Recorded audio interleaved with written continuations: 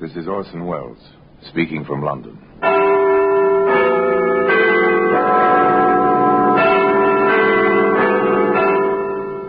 The Black Museum. A repository of death. A museum of murder.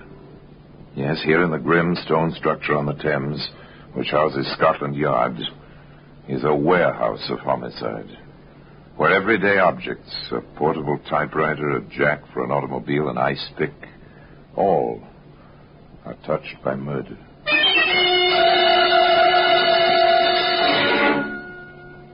Here's a pair of spectacles. It's a familiar object, neat, not too large, tortoiseshell frames with gold tops. You've seen them 100 times on girls who obviously have decided that they must wear glasses. They'll make the glasses as decorative as possible, but this pair... Women's glasses, right on top in the suitcase. And pretty thoroughly smashed. Poor Daisy. Something, whatever it was, must have hit her awfully hard to smash her spectacles like this. Today, those spectacles can be seen in the Black Museum.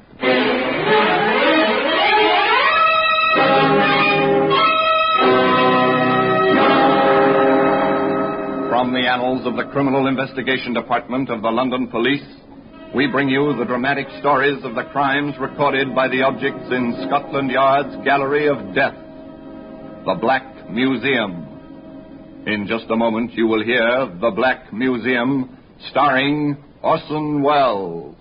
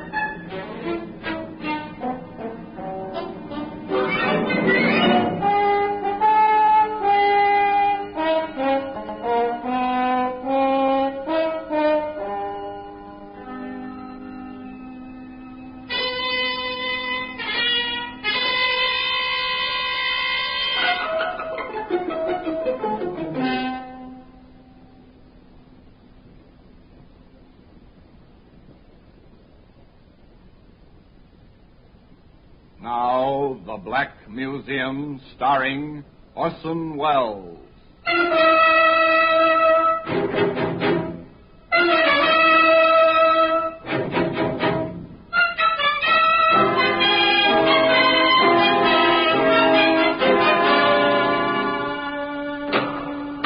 Now, here we are, in the Black Museum. Scotland Yard's Museum of Murder. Yes, here lies death. Who died by these objects? The dead, named here on the white labels of the black lettering, or the killers, named in equal place, in equal size, wherever they are known. A mandolin string. Here we are. It's made for music, a mandolin string. Stretch it across the top of a stairway, see it blend and disappear into the dark carpet background. Stretch it ankle high and listen in the dark for the sound of falling. Sound of murder.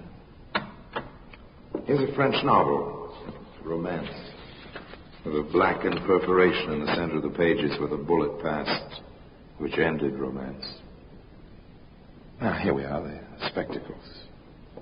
Rather pathetic spectacles. The lenses are cracked, the frame twisted and bent, the gilt tarnished. Many other things were tarnished, including a man's reputation, by the chain of events which began that morning when Mrs. Oliver came to see Inspector Laswell at the yard. I understand, Mrs. Oliver. Perhaps your daughter thought she'd let you know, but didn't after all. I wish I could believe that, Inspector. I can't.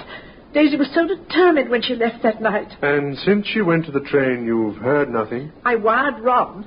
I never liked him. Something, I don't know.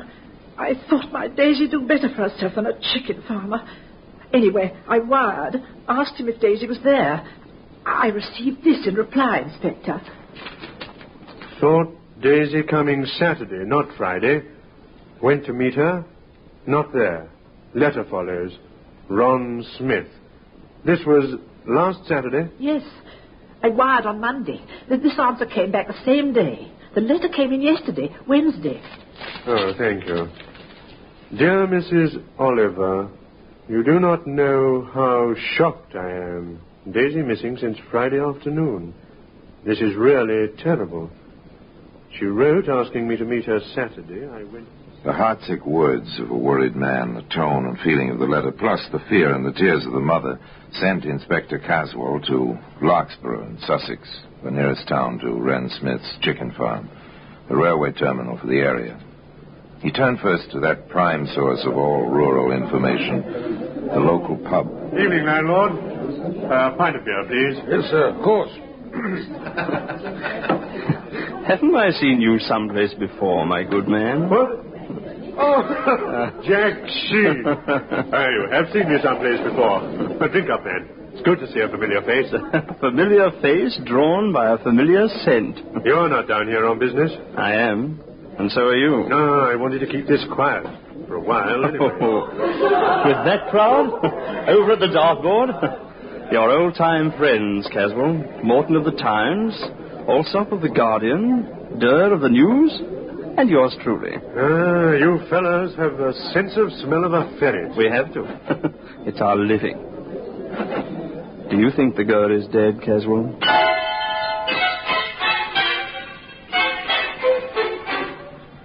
There it was, words of one syllable, literally one syllable. Do you think the girl is dead? Inspector Caswell shrugged and turned to his drink. Without apparent effort, he drifted into conversation with the landlord while Jack Sheen stood by, quietly, unobtrusively. Have there been any talk hereabouts recently about a girl who's missing? Some? Well, girls get silly ideas sometimes, especially the young ones. Only silly thing about this girl was the man she went for. Huh? They get that way sometimes, even the best of them. Oh, I know what you mean. Anything wrong with the man in it? Ne'er-do-well, owes for feed, everything in sight. Lives in a hut on his farm, not even a proper house. Oh, that's her? This Oliver girl now, bright, sweet as they come, real pert in them fancy glasses she always wore. Then, off the deep end over this Smith fella. Never know why they do it. Whereabouts is this chicken farm? Right fork east. Second right after the fork. You thinking of going up there? Oh, I might drop over. Told the girl's mother I'd look around. Maybe talk to Smith. From his letters, he's pretty well upset himself. Him? Upset over that girl? Not much. What's happened to your friend? My friend? Why, he was just... 5 will get you 10, landlord. My friend is halfway there by now. Inspector Caswell was absolutely right. Jack Sheen was well up the right fork and turning into the lane that led to Ron Smith's chicken farm. Who's there? I said, who's there? I'm Jack Sheen of the London Daily Post. I'd like to talk to you. What makes you think I want to talk to you? Oh, most people talk to me. If they don't, I usually write what I think they might have said. Very simple. Smart, aren't you? I know my business, I hope. Fellows down in the village suggest you don't. Yeah, they like to talk. Don't you? Not about things that ain't my business. Daisy Oliver is your business. She was. Meaning, exactly? Daisy said she was coming down last Friday. I left my gate unlocked, like you found it tonight. She was always touchy about that. She never came, though. That's right. Now, all this talk. I'm more worried about her than I ought to be. Nancy's going to make a fuss about that pretty soon. Nancy? Well... A girl, Nancy Noble, lives up the road a piece. Her and me have been walking out lately. Daisy knew. I figured she'd be coming down like she wrote on account of... Apparently, Mr. Ron Smith, chicken farmer, was as garrulous in his way as his hands were in theirs. He clucked on at great rate. Finally, Jack Sheen got away. Scribbled a bit in his notebook and then off to sleep. The next morning, quite early. Hello there. What? Oh, you startled me. You don't look as if you scare easy. I don't. Who are you walking into a barn like this behind a busy girl's back? A fellow who thinks you'd make a better wife for Ron Smith than some frail little girl from the city. You know your way around, don't you? There was banter and introductions. Nancy was quite flattered, of course, over the visit of a reporter. She talked. Sure, I met Daisy. Like her? All right. If you go for milksops. I see. I heard Ron was going to marry her right after Christmas. Not if he could break the engagement, he wasn't. He's all set to marry me. Oh, so that's the way the wind blows, huh? It sure does. Or did. Now, with all the fuss over Daisy disappearing, well, Ron's too upset even to think, I guess. Upset, is he? He told me, night before last. He's afraid she's killed herself. So Daisy may be dead. And Ron is afraid she may have committed suicide. Well, Jack Sheen has turned up a fact or two, hasn't he? Of course, Inspector Caswell hasn't been inactive. Mr. Jeffrey, I'm told by our host, the landlord, that you think you saw the Oliver girl last Friday night. I think so. I was coming up the road, out past the fork. My place is out past Smith's. There was a girl ahead of me. She turned to look back. I thought I saw her wearing spectacles. Is that all? Well, she must have turned in at Smith's. She didn't pass my place. Reed here saw her real close. Did you, Mr. Reed? Yes, sir. I met Jeffrey on the road. I was coming down to the village after fixing the septic tank out to Jeffrey's place. Girl passed real close. The Oliver girl, all right, wearing her specs and carrying a suitcase. Ah, that's right. She had a suitcase like she walked out from the train. Why, the Smith fella didn't go in and meet her. Then there was the routine visit to the cottage where Daisy usually stayed when she was in Locksborough. Did you hear from Miss Oliver, ma'am, that she was coming down here this past Friday? She didn't, and she always stayed with me. If she'd planned to come down, well, you never know, what with young girls being so free nowadays. And she had spent all her savings on these trips. She told me that last time she was here. When was that? Oh, about 2 months ago. She seemed so nervous, poor thing. Even then, jumpy, always a little scared, like a rabbit, sort of. Oh, I don't know. I wish I didn't keep thinking. And finally, there was Edith Staple. Miss Staple had a friend in the outlying area, and Miss Staple had been crossing a field near the chicken farm, a kind of shortcut. Yes, Inspector. I'm positive I saw her. I saw 2 men on the road, too. One passed her. The men met, talked a little, and went on. By the time I passed the lane to Smith's place, she was in as far as the first shed. You saw quite a bit, didn't you? The road is on a little rise just there. I was coming up to it, and everyone was, sort of outlined against the sky. Well, thank you, Miss Staple. Thank you very much. There must have been a girl. 9 chances out of 10 it was Daisy Oliver. But how to prove it? Where had she disappeared to?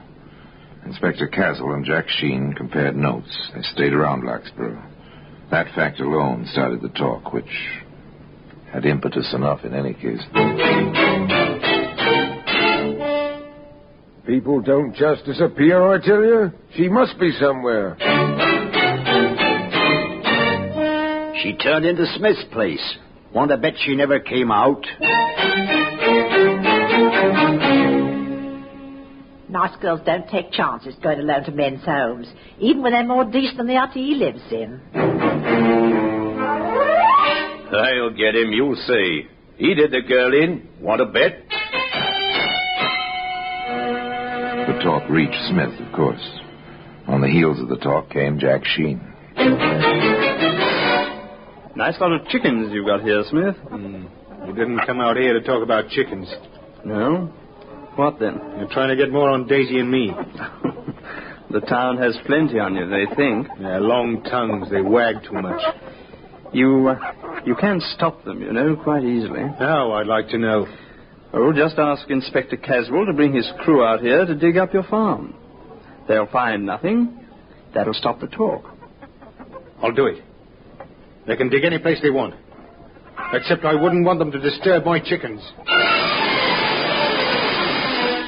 The remarks were duly reported to the inspector.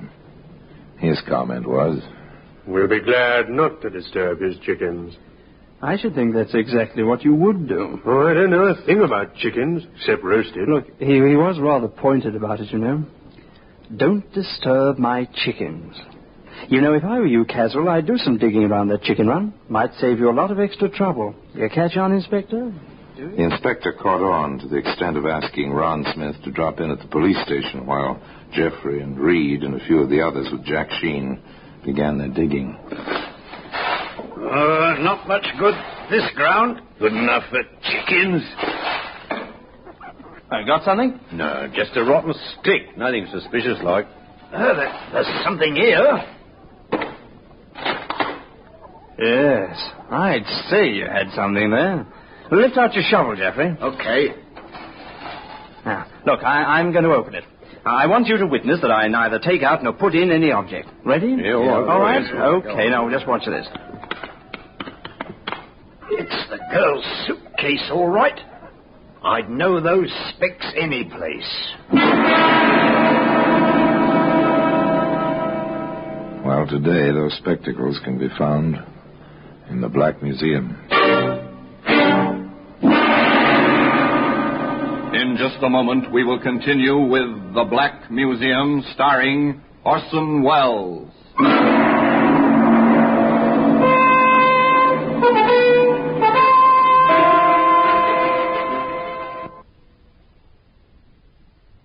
And now we continue with The Black Museum, starring Orson Welles.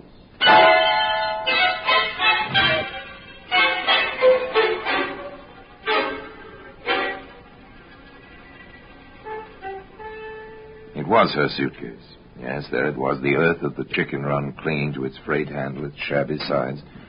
Jack Sheen stopped the digging, sent Reed pell-mell for the inspector. Women's glasses. Right on top in the suitcase. And pretty thoroughly smashed. Poor Daisy. Something, whatever it was, must have hit her awfully hard to smash her spectacles like this. Shall we go on, Inspector? Digging? Oh, of course. But carefully. We don't want the edges of the spades to disfigure anything. The first thing they found was part of the torso. And the limbs wrapped in sacking. Finally, the head in a tin box, buried shallowly in the chicken run.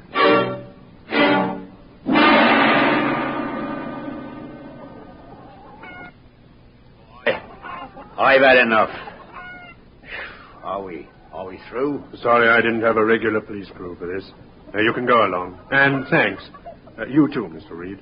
Where's Smith?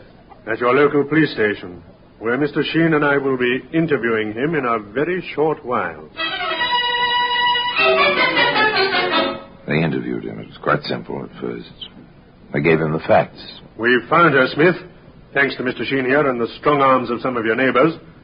Well, what have you to say? First, I must warn you that anything you may say may be taken down in writing and used as evidence. Now, go ahead. I didn't kill her. I didn't. That's only a beginning. She came down on Friday to have it out with me. She was so nervous. She was all twitchy. She said she wouldn't leave my place until we'd set a date for the wedding. But she knew about Nancy. She knew that. We had a row, a real hard row. Well, I guess I gave in. I said the 27th of December, right after Christmas.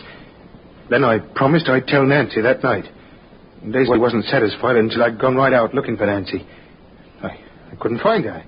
I came back and Daisy was hanging from the beam in my hut.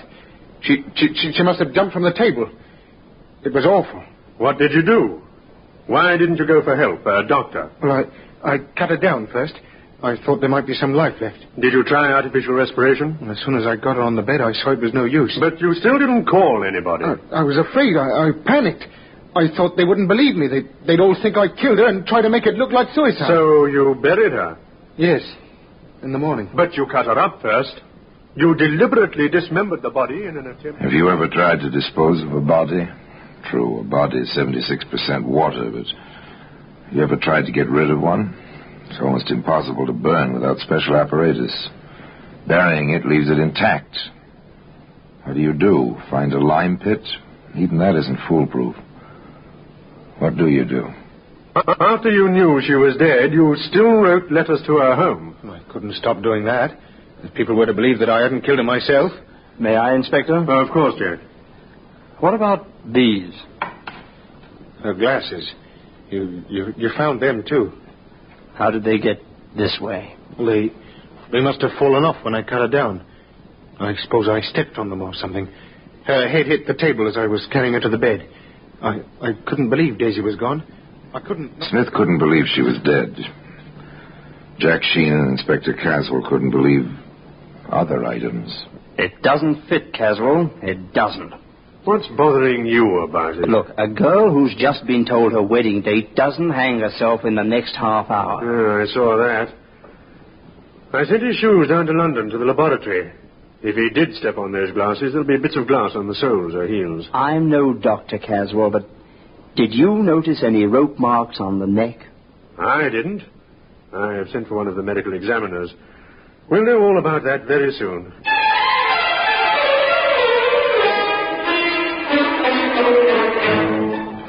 They held Smith on an open charge.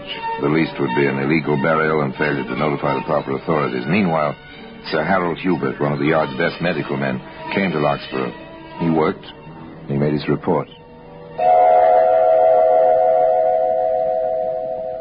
The girl did not die of strangulation, gentlemen. What was that? She didn't. There's a slight discoloration of the throat, but that was probably caused after death. Oh, what did she die from, then? Shock. Caused by the multiple bruises all over her body. That girl was beaten to death.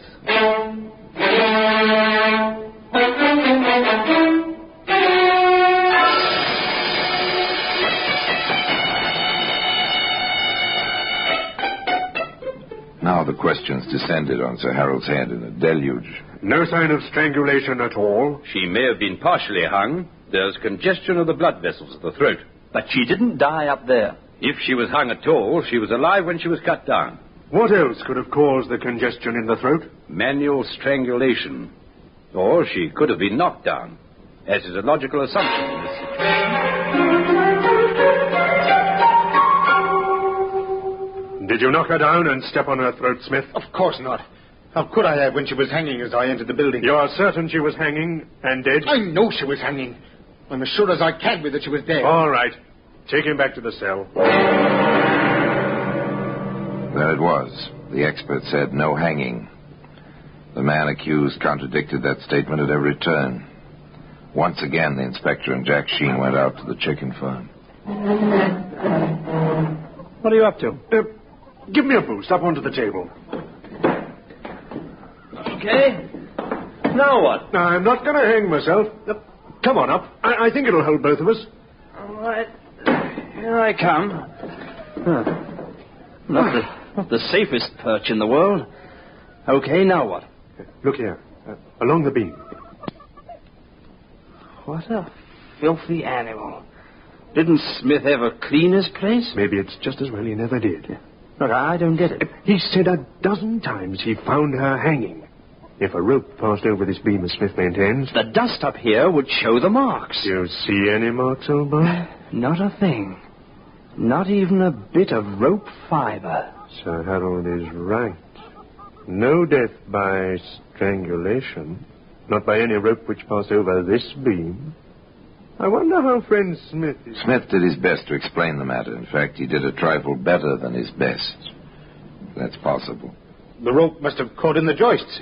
She didn't weigh very much. And by the way, where is the rope? I burned it. It gave me the willies. What kind of rope was it? Ordinary hemp rope? Not sash cord? No, hemp. What did you intend it for? Oh, no special purpose. You always have rope around a farm. Inspector Caswell reminded Mr. Smith quite tersely. Hemp rope leaves its fibers caught in rough wood when it's passed over the wood. There's no sign of fibers, or any mark in the dust. Well, then the dust settled back after I took her down. How did you take her down? I lifted her with one arm and freed the rope with the other. Now, let's go back to the beginning, Smith. When did you first see her that night? Oh, she came to the gate. It was locked. She called. I let her in. We argued. Then we made up, and I went to tell Nancy. When I came back... Hadn't you better keep the story straight, Smith? That is the story. You said before you cut her down. You told Mr. Sheen you left the gate open because finding it closed upset her always. Then I made a mistake. Oh, you made a mistake, all right. You made your story much too involved. You see, the laboratory has reported on your shoes Not only are there no bits of glass in them, proving you did not step on them, but there are traces of lipstick on one and traces of contact with human skin on both. I submit, and I shall so state to the jury at your trial, that you attacked the girl with force and violence, that you smashed her glasses on the table, that you beat and kicked her into insensibility and death. Your story tripped you, and the laboratory did the rest. I'd say, Smith, next time, keep it simple. But I doubt if there'll be any next time for you. Well, today, those spectacles can be seen in the Black Museum. Orson Welles will be back with you in just a moment.